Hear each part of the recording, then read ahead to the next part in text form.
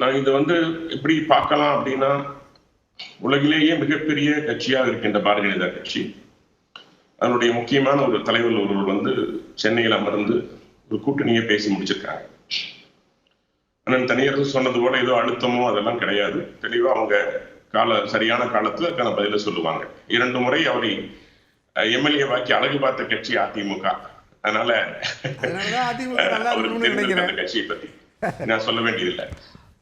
இன்னொன்று நான் பார்க்கிற விதம், இருமுனை போட்டிக்கு வாய்ப்புகள் அதிகம் அப்படிங்கிறத என்னுடைய ஒன்று. மூன்றாவதாக சீமான் அவர்கள் தனிச்சு நிற்கலாம்.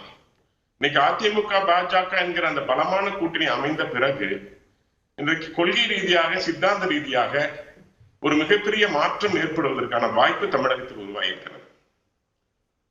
இப்போ கொள்கை அப்படிங்கிறது சில கட்சிகளுக்கு கோட்பாடு, புதிய வளர்ச்சி, சமூக நீதி அப்படிலாம் நாங்க போய் சொல்ல விரும்பல.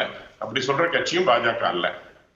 ஆனா உண்மை என்னன்னா, இந்த முறை நடக்கிறது தேச நலனா, தங்கள் நலனா, சுயநலனா அப்படிங்கிறதான் 2 கட்சிகளுக்கான போட்டியாக இருக்க போகிறது.